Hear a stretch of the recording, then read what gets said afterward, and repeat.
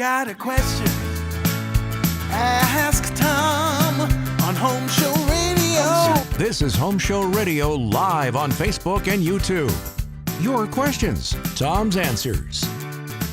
Now here's Tom Tynan and Charlie Mosier.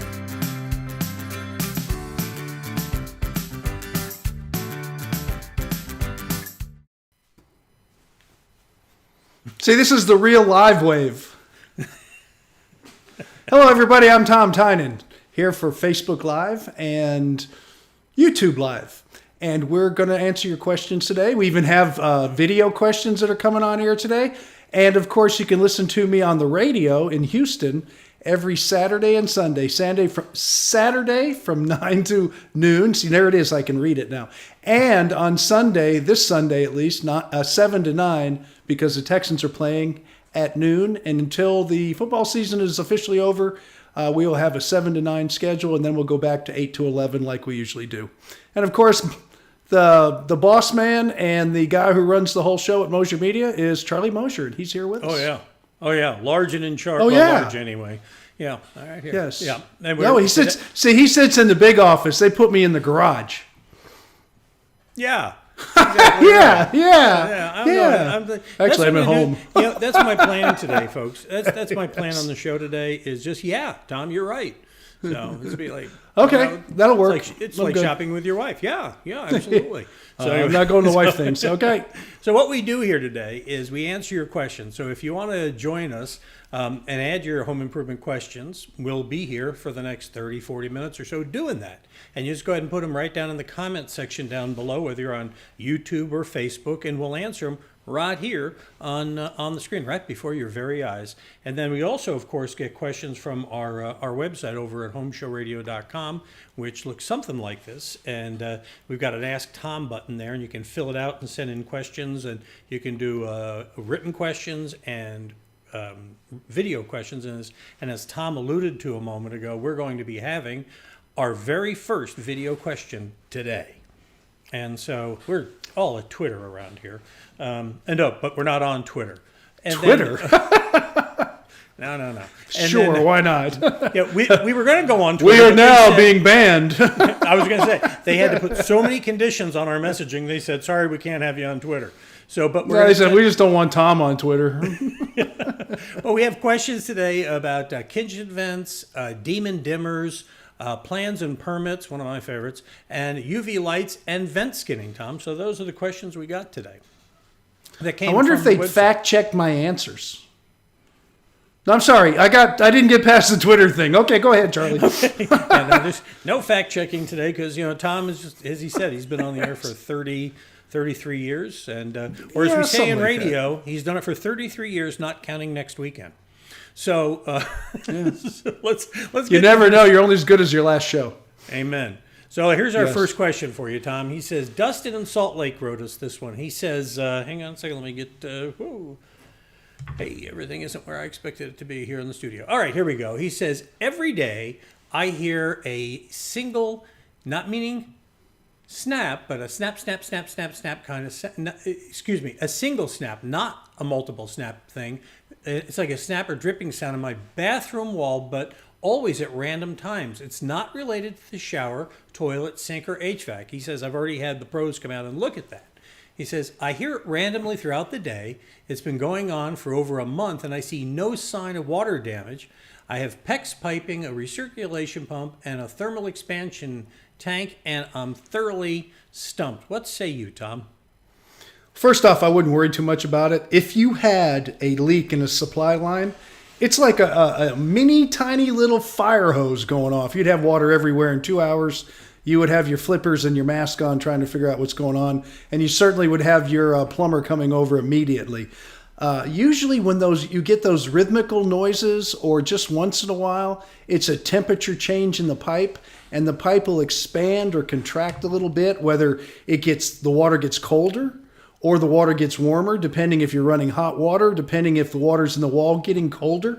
It could get cold just because the weather's getting colder. I notice my pipes and my water temperature is different in my house because the water's coming into the house colder, so it does some little odd things.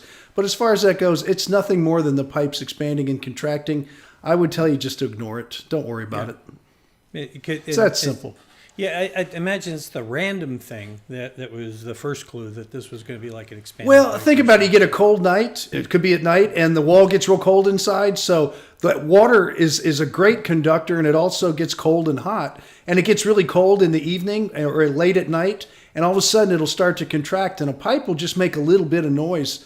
And it's so minute, you never notice if it was in your hand or you were looking at it.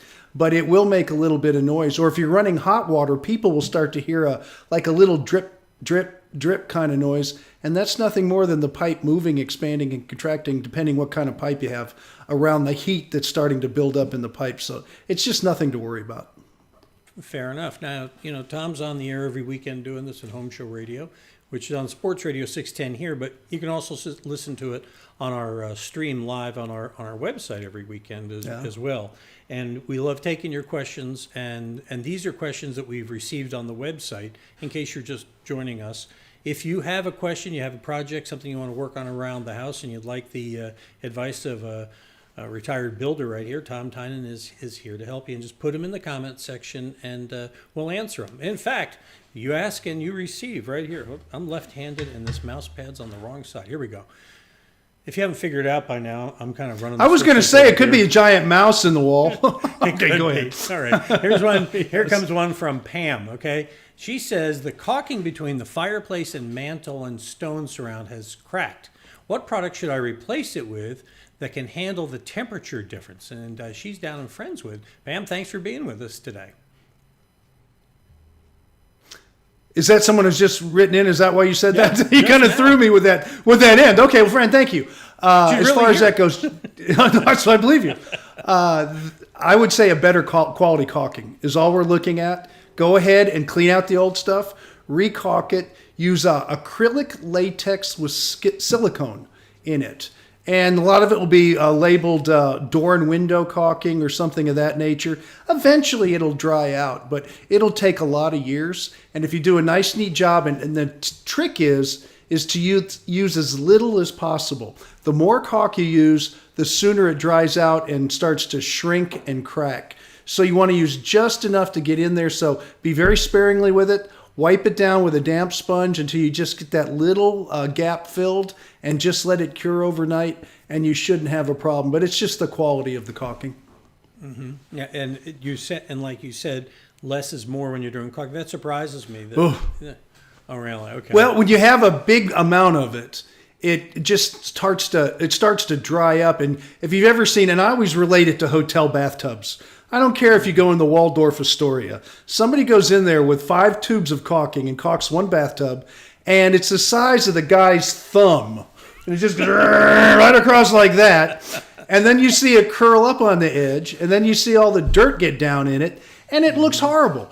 You don't want that. All you want is a little tiny fine line. And that way it just hits the surface and it just bonds on each side, and there's not enough there to curl it all up. And that's what happens with a bad caulk job. Fair enough. Hey, Darren's weighing in. He says that they make a high temperature caulk. Tom, does that make sense? I wouldn't use a high temperature caulk. High temperature caulks are used for sometimes roofing, which are a modified urethane, or they're used for fireplaces like a fire clay caulking.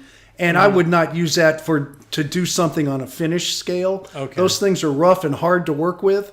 And so unless it's in a firebox, unless it's in a... like him. Oh, no, like a fireplace of some kind or a barbecue pit. Mm-hmm. Well, inside where it gets really hot, then it's not going to look good. And it's got to look good where she's talking about around her mantle. Yeah, it's a piece of finish. Okay, great.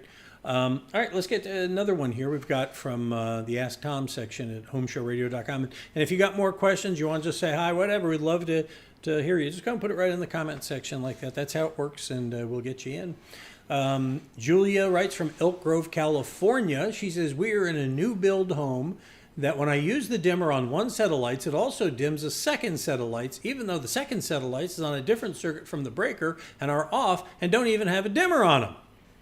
They are LED lights. She wants to know, is that normal, Tom, or does she have a demon dimmer? Well, it's definitely somehow attached to the circuit. And if it's not on the same circuit, it's got to be a neutral that's crossed. This is when you have to call an electrician in. Somebody tied too many of those white wires together if it's not on the same circuit. Or somebody did it on purpose because they thought they were going to be clever. And they could dim 2 different lights with one dimmer switch.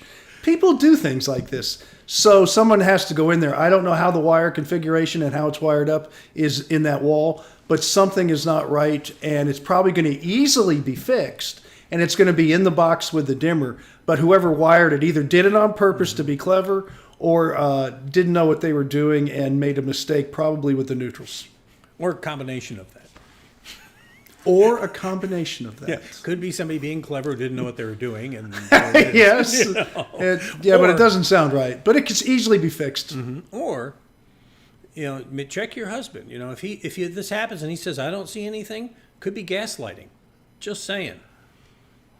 I'm not going there. There's that husband-wife thing, man. I got enough ex-wives. I don't touch that. You'll sooner talk politics than that. It's amazing. All right. I like to be normal. Okay, fair enough. I'm not all woke. One. Here's one. I try to remember the name of this company. Tom G has written, and he's saying, "Do you remember the name of the company that does the weather strips?" And I think that was Holshizers or something like that. Holscher's weather stripping. Holscher's. We're talking first off, looking at his question. It's cushioned bronze. It's not brass, and that's how it's you relate to it. When you talk to a weather stripping company, tell them you're looking for the cushioned bronze. It's a specialty thing. People usually don't have the tools to do it themselves because there's a lot of little parts and special little nail guns that make it a lot easier. They're a cross between a little stapler and a nail gun. But as far as that goes, Holscher weather stripping has been around forever. Holscher's was a family that was in this town. I knew the father. He has passed away. The sons, I did a TV show 1,000,000 years ago when I was young and pretty called Our House. We even interviewed them and did some. How long ago was this? What? 1,000,000 years ago. And it was a really bad TV show. It was probably one of the worst made. It was right up there with My Mother, the Car, but most of you won't remember that. But as far as that goes, they are still in business. They're a great company. The sons, as far as I know today, run it now. And if you can't get them, you can Google door weather stripping. You can even, call our friends at Door Clearance Center. Mm-hmm. I know they know people they can refer you to that do weather stripping for doors. Yeah, that's what we did. I think called it was Door Clearance Center. I think because we had to have ours done, and they were no bueno on our door for some reason. I don't know what it was. Sandy handled the whole thing, and I think we went to Door Clearance Center, or Rudy has somebody that he can refer to if you call Rudy's Quality Painting. But you can. There's a lot of different companies out there. But the key is you're calling them and saying, "Hold on." Tom says here, found them. They're in Tomball. Yeah, they are. They're up in my part of town. Mm-hmm. So they're still there. I used to see the dad at IHOP on 1960. That's where I used to meet and run into him all the time. That was a long time ago. It's my life and my memories. Yeah, no, I hear you. Now, I'll tell you what.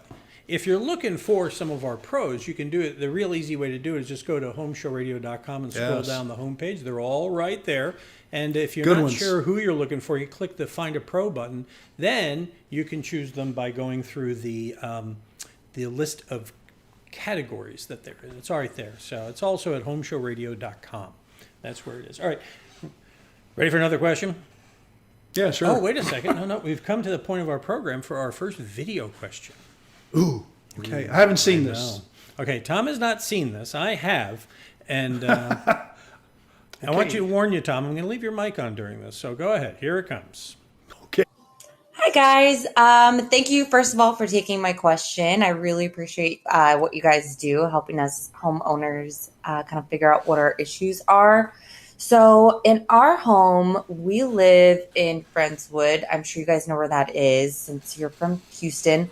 So our humidity in this house, we moved in April, and the humidity over the summer seasons had gone to up to like 80%, sometimes even 90%. I bought a big heavy duty dehumidifier because of how bad the humidity was getting in our house. And let's see, about a week ago, I was moving around my daughter's room and I found mold on the back of my daughter's dresser. And I'm wondering if what I'm experiencing, the humidity problem. I'm from North Dakota, so I thought that the 80% humidity was normal.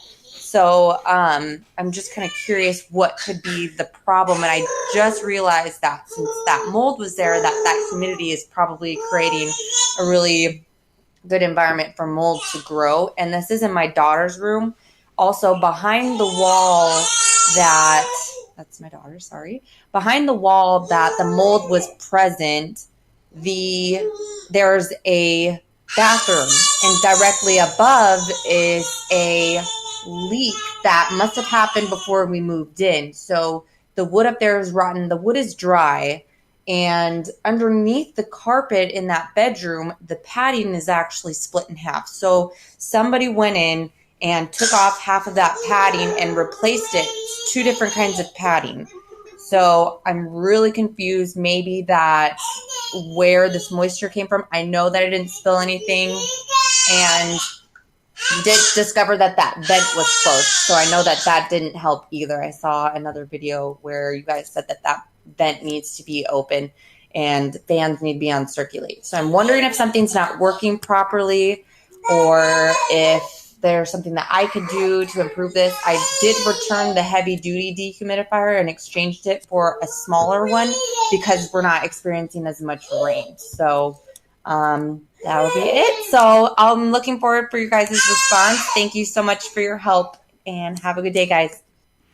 I'll tell you what, Jennifer has just learned a lesson that we've learned here. When you shoot on location, anything can happen. Poor kid in the background.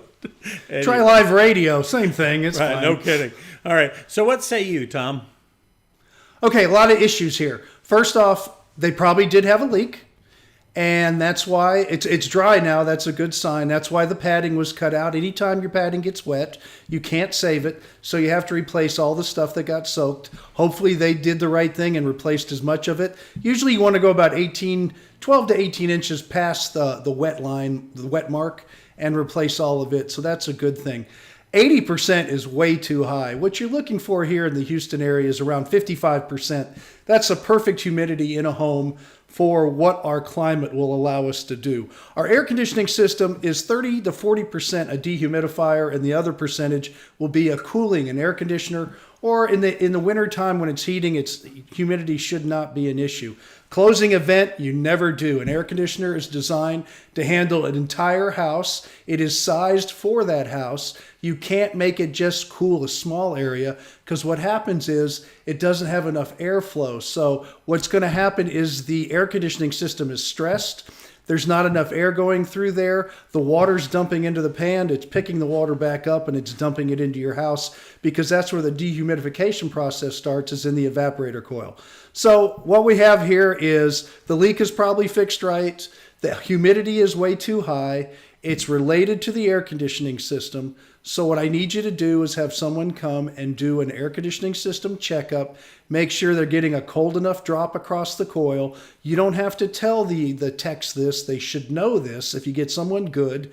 And we'll mention who you could call. Friendswood, no problem, as far as one of the people that work with us. But they have to take a look at it and make sure that you're getting dehumidification that you need through your air conditioning system, and you have enough airflow, and you have a cool enough drop across your coil to remove the humidity. But you're looking at about 55%. Anything over 70%, you can start to grow mold. I think right now it's probably just a lot of mildew that has grown in that area because the vent was closed and you had some other issues that you're dealing with there. But I think you need to call someone to take a good look at that. This time of year probably isn't a bigger problem if you're running your heater more than you're running your air conditioner, but still put it on your list. It's still not a bad time to have a look at it. But in the spring, when we start to go into the hot summers, that's when you want to call someone back and really do a good check before summer hits and we get the rains and the heat that we get here in the Houston area. I know she's new here, so this is something she's going to have to learn about Houston weather. The other thing is this. I don't know enough about the house, and I can't answer the question. Yeah. One more thing. All right. If you have one of these super insulated homes with foamed attics and things, this is a perfect example of what happens in one of those. So if you have that situation, then I have to address it differently, and I'm not going to do it here today. I'm going to consider it a regularly insulated home with a ventilated attic. But if you do have a sealed attic system, this is a perfect example of what could happen too. And if that's the case, call us back and we'll take we'll get more in depth with that one. So get your air conditioning system checked. The padding is fine. Open up the vents. You're looking for 55 to 60% humidity average throughout the year in your home. Dehumidifier right now might help you a little bit, but your air conditioner should handle it. Yeah, it sounds like a... Absolute Comfort Air is who you call. Yes. I wanted to put that in too. Thank you. Yeah, let's mention that, by the way, because it's important. Yeah, That's okay. one of our home show pros. It is. Yeah, I mean, any competent AC guys are gonna be able to spot that. The reason we recommend these guys is that we've done the legwork and found these guys out, and it's not because they're writing us a check, though we appreciate when they do, but it's because the only reason you hear Tom talking about people is because they've met his 5 criteria, and if you're curious what those are, they're at homeshowradio.com. You can see them there. I hate when they do that. But the other thing is, now I know why they do, because you're trying to move along. Okay, no, and real quickly, a lot of people who just moved to Houston, you don't realize that an air conditioner needs 2 checkups a year, and they do something different that they don't do around the rest of the country. A lot of people can run them, and they don't think much about it in other parts of the country. But in Houston, 1 in the fall, 1 in the spring. Put it on your list to do regularly, every single year. It's interesting you say that, because I have clients, when I'm not doing this, I consult, HVAC, plumbing, electrical companies all over the country. Sure. And many of them are now going, especially north of the freeze line, are going to a once a year checkup on their systems, Tom. They're coming out once a year and doing it. But imagine you can do that when you don't have the kind of demand on an air conditioning system you're going to have down here, in Texas and places like that. Well, what's the one thing that happens here that doesn't happen in most parts of the country? The list is long. No, just on air conditioner. You go from air conditioning to heat to air conditioning, air conditioning to heat to air conditioning. Up north, it's either heat, and then it gets hot, then you go air conditioning. And air conditioning year is this long, and air conditioning year here is the full year off and on, and parts of it on all the time the rest. Well, and not only that, but you go somewhere like I'll be up in Pennsylvania on Monday, and up there you have a whole season where you don't run anything. And that's that groundwater heat pump systems they use a lot up there, and air-to-air heat pump systems, which is a different animal than what we use down here. Animal. Okay, cool. Hey, Justin has written to us. By the way, keep the questions coming in the comment section. We'll just keep answering them, and we appreciate you sending them in. Here's one from Justin.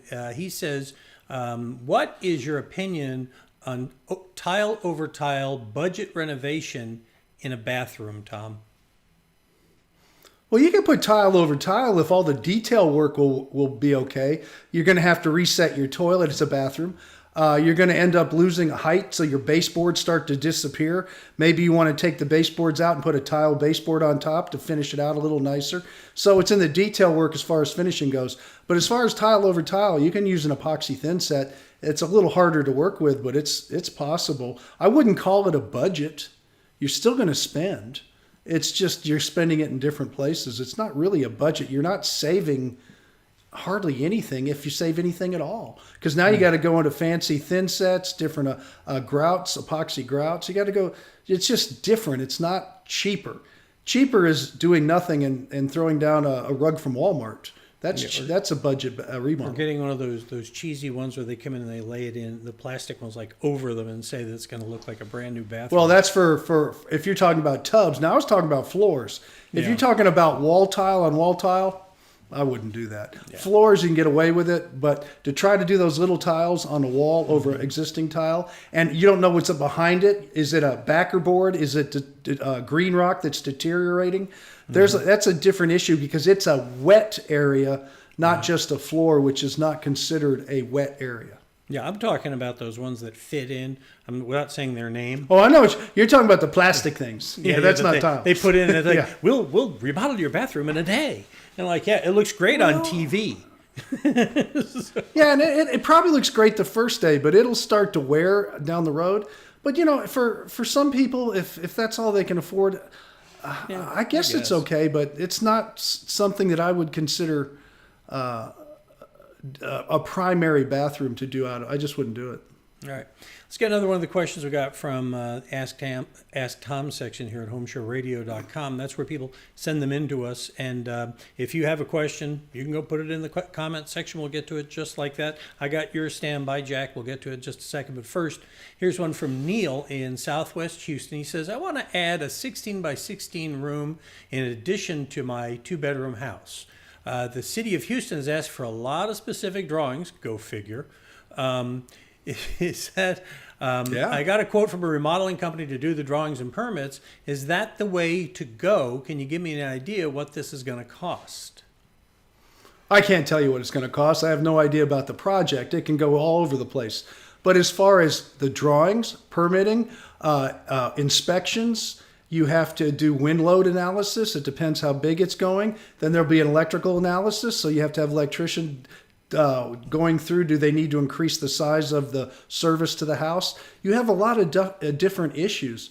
And when you get into that, the city wants to get involved. When you're in a municipality, City of Houston will want a lot of that. So it will be an extra expense. And if it was me and it was just what I would consider somewhat of a simple project, 16 by 16 room addition, then I would go ahead and have the guy that's going to build it do the whole thing. Like we have a certified Home Show Pro trifection. They would do the drawings, the permitting. They'll take care of all of those headaches. You don't do any of that because you got enough to do just living through it all, for one thing. And secondly, just picking out your fixtures and your carpets and whatever floor covering you're getting, paint colors, textures. You're going to have a lot to do as a homeowner, as well as finding a way to pay for it. There's that. Yeah, you can't quit your job. You need that paycheck. Well, and I'll tell you what, we're in the process right now. Sandy has been waiting for years, literally, for us to get around to doing it. We're going to redo our master bath. And the thing we're hearing, Tom, is that the wait time on some things like the bathtub and other appliances can be like 10 weeks and longer right now. So, well, that's why you should plan it all now and commit to it if you can. I know you guys are still probably going through the planning stages, but once you can commit to it.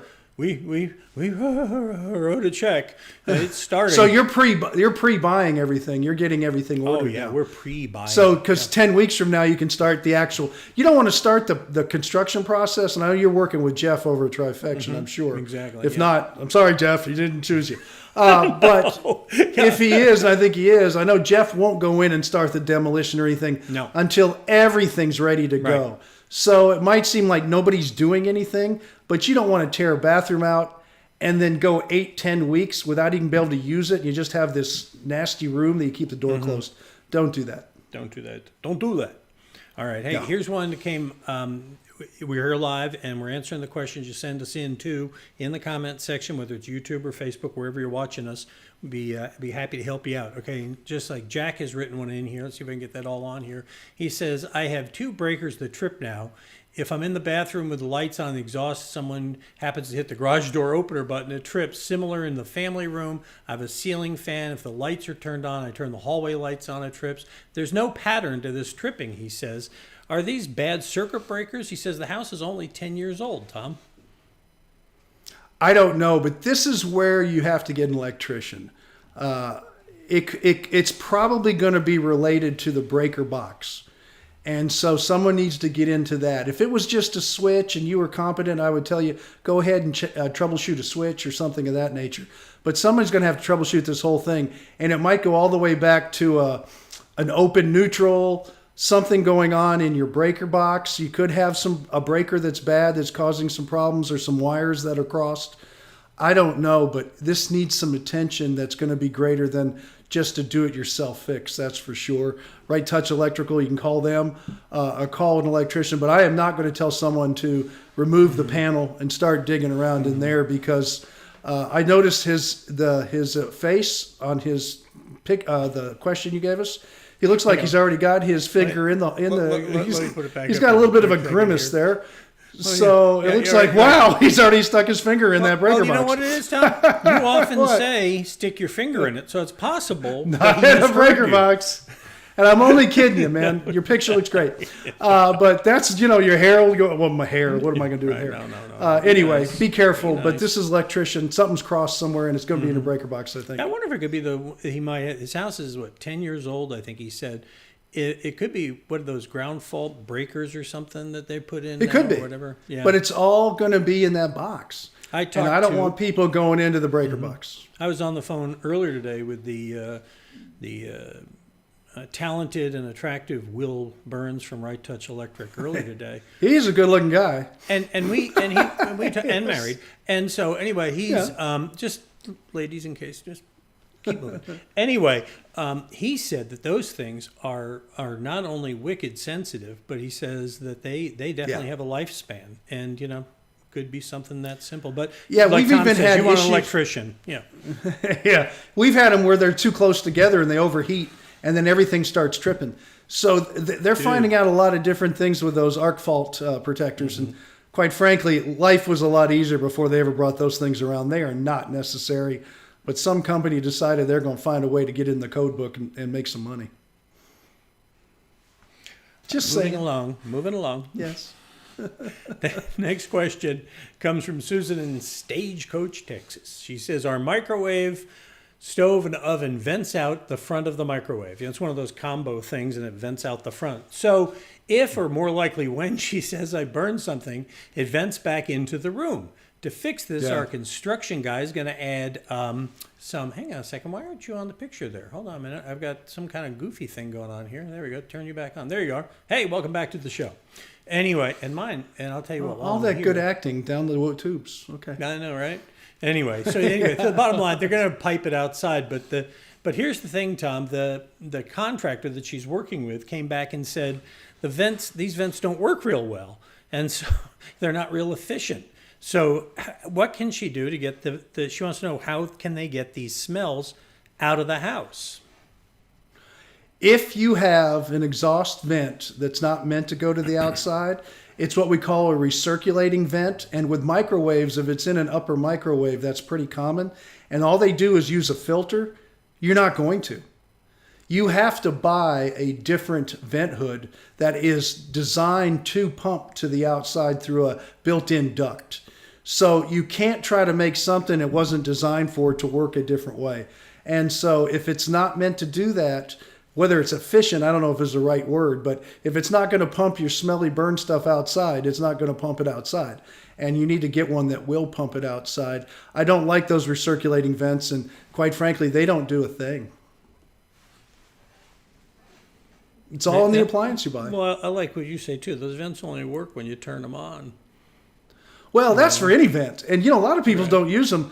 If you wait till after it's burned and your house is full of smoke, Too late. You can turn it on all day long. It's all over the house now. That happens in my house. Something will smell really bad for a while, and then someone in my house will go, well, turn that fan on. It'll go away. And no, it's not going to go away. We got to open all the windows. We got to open the screen where the screen door is. Our stove is on the island. Our cooktop's on an island, and it has this little thing that comes up when you push the button. And it's wonderful when you turn it on because it simulates the sound of being on the tarmac at Hobby International Airport. I hate them.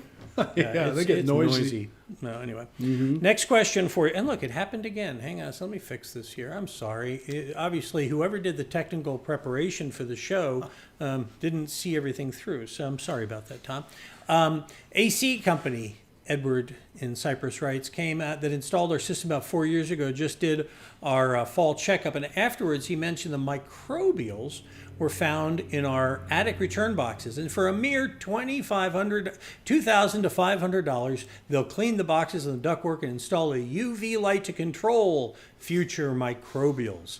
He also mentioned COVID-19. Should I be concerned about this, Tom? Well, everybody should be concerned about getting a flu of any kind. But is your air conditioning system going to stop it? Is there COVID-19 in your air conditioner? No. It just doesn't work that way. Wear a mask. I mean, apparently that's the new thing, which I hate, by the way. As far as that goes, how does he even know there's microbials? What is a microbial? I bet you if you went on your wall, if anybody went anywhere in their house, they're going to find mold and stuff. You know how they do a mold test? Just to give you an example. They take the amount of mold in your house, they test for it. Then they test at the same time for the amount of mold outside of your home. There's mold in both places. You can't live in Houston unless you're living in a jar that you're not going to have mold.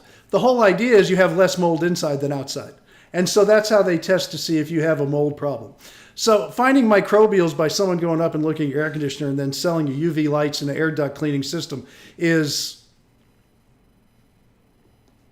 really something you should think about hiring somebody else from now on. If somebody came to me and they didn't know who I was, whatever that means, and tried to sell me that as they were coming out, You'd have to search far and wide to find that person, Tom. I mean, look at this face. This face is. I'm like the nicest guy in the world.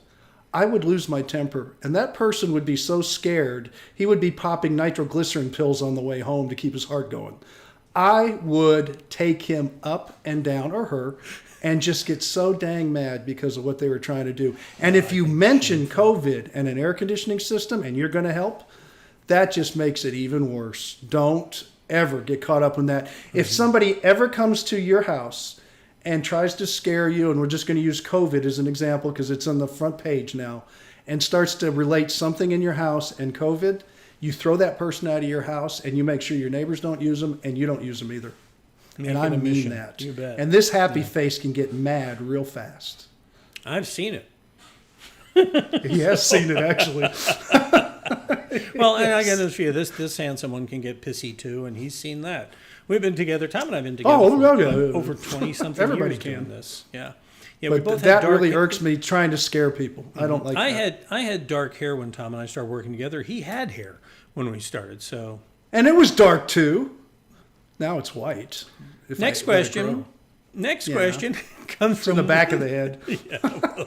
I have an ingrown mullet. Bald in the front and long in the back. Go ahead, Charlie. and and here's how long Tom's been around. Tom's been doing this long enough that ridge vents weren't a thing when he started, right? I mean, they were just coming out when you started. And radiant barriers were like, well, you're going to do what? And so things have changed, and Tom's been keeping up with stuff and all that. But the next question, Tom, dates back to something that you used to do regularly, or at least I think you recommended it regularly. It comes Vent from skinning. Yes, vent skinning. Look at How did I know that's there coming? you are again. I got to fix this thing. All right. I'm like, all right. Okay, And you know what? This is driving me crazy for the last time right here. I'm all zoomed in here. There we go. Anyway, William in San Antonio says, you talked a lot about vent skin home construction at one time. What are your feelings about it in today's environment, Tom? I think it's fine. And if you go back and look at my background, when I got here to Houston in 1986, it was August, I do believe, and I had a job with Houston Community College. They brought me out here from Miami. In Miami, I was a graduate from the University of Miami School of Architecture and Engineering. I worked at Miami-Dade Community College. I had the pleasure and the honor of working with the people at the Florida Solar Energy Center, and we're back in the 80s now, where all the development was being done by Dr. Philip Ferry was his name, and I got to work with him, even wrote a book for our program. It was a Solstice series, if I remember correct. And I was a director of the Environmental Center at that time, and they were doing all the research on skin venting, radiant barriers, ridge vents. These things were unheard of. And so I had the opportunity of being on the cutting edge of the floor of this thing. Not that I did the research, but I was there to see it happen. And when I got to Houston, I started mentioning it like it was nothing. And everybody said, this guy's crazy. And so it took 5 to 10 years before the industry caught up to what we were trying to do back then, because it was all new technology. Now it's old hat. Today, with the new products like the Thermowrap from the Tyvek people and things of this nature, it's a form of Tyvek. It's made by them. And the products today, you don't need to go through the expense and the detail work we used to have to go through. Not that it's bad. And brick, again, is a natural skin venting, or vent skinning, I should say, as far as that goes. But the whole idea was, if you could create a little airspace on the outside of your home before it got to the insulated cavity, and that airspace could draw up and out the attic, it would create a way to release all the moisture. But the physics of it is, heat can't transfer through if air is going up. So the heat would catch the airspace and go up and not infiltrate the house. So that was the whole idea behind it, and it worked tremendously. We were also paying a huge amount of money for electricity. People's electric bills were $400 or $500. This was 30 years ago. They were selling all electric neighborhoods. It was a whole different ball game back then. The power companies had a monopoly. You could only buy from one. Whatever they charged you, they charged you. So it's been a different world now. So do you have to go through that now? No. Is it a bad thing? Not at all. Would it be something to sell now? No. Are they selling other things they shouldn't be selling, like sealed attics and stuff? Yeah, stay away from that. Keep the concept, but use today's technology. Like it used to be called cool ply. Now you buy roof decking with the radiant barrier on there. A lot of different manufacturers make it. It became old hat. They used to think we were crazy. Now they think it's wonderful. Roofing manufacturers used to void warranties with radiant barriers. They didn't understand it. Now it's thrown out. Nobody even is concerned about it. Ridge vents, nobody used those. They used turbines, and they would put plastic bags on them in the wintertime. You don't see that anymore. I don't get that question anymore. In fact, if you want a full warranty from GAF, and we have a GAF Master Elite Roofing contractor that can double down with me on this and tell you I'm right, you don't get the warranty unless you use a ridge vent. So this show has always been 5 to 8 years ahead of what people are actually doing, because unlike warp speed, I can't do that. I don't have that kind of clout. So it's going to take a while, but it does finally find its way into the industry and become a normal part of the industry. It just takes longer. It is amazing how things have changed over the years. Oh, we can go into air conditioning with, remember David Debian? That's not the heat, it's the humidity. They were using cap tubes, not expansion valves. There was no SEER ratings. We go back into history on this show, but it doesn't mean anything to people now. One of the things about this show, and I'm going to stop it at this because I'm going way too long. I know Charlie's got that look on his face, is... No, when I start doing this, you'll know that we're right. long. Or on Sunday when he yells at me on the air. But the fact of the matter I yelled is... you off the air. That's okay. That's okay. That's true, too. Just trying to hit the clock. I understand. Now I'm going to forget what I was going to say. Oh, yes. My job is just to come across quickly to you. What does it mean to you? And that's all that matters. You don't have to know all the garbage behind it. You got enough to deal with this in this world. And that's my job, is to just slice it down to so you have your slice of what you need as a homeowner. And that's how I handle the show. And we love to hear from you and get your questions as well. We're gonna land the plane here right now, but that doesn't mean you can't still get us your questions. Go visit HomeShowRadio.com, and right there's a button right there, Ask Tom. Click on that, and you can use a form to fill out your question, or you can also send us a video. Either way, we would love to get your questions. And not you, there it is. Back. Yeah, I have no control. You try sitting here doing this and being clever.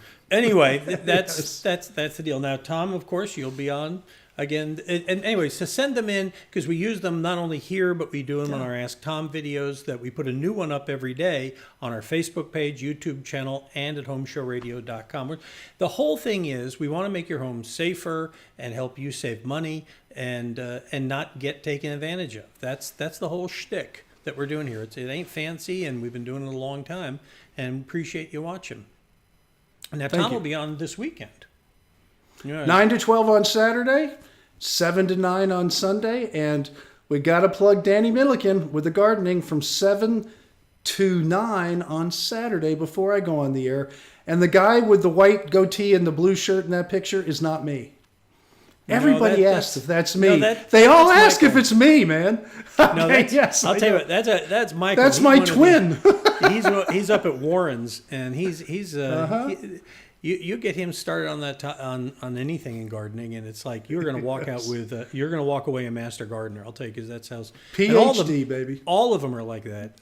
From all 6 of the nurseries that are involved in that show, and we love doing it. And Danny's a big part of that. All right, so that's going to do it for today. We're going to wrap it up, and we will be back again next Thursday with another Facebook Live, and we look forward to seeing you then. I hit the button. Why isn't it starting? Come on. Where's the closer? You know what? Okay, see that? I hit the button, and nothing happens. This is the story of my life here today, right? Are we still on? Can I? Oh, yeah. Can I do like dog things and stuff? Yeah, you make faces while I figure out why this isn't playing. Okay. Yeah, nice. You make faces. Let's try this. The guy with the question. Stick his finger in a Radio.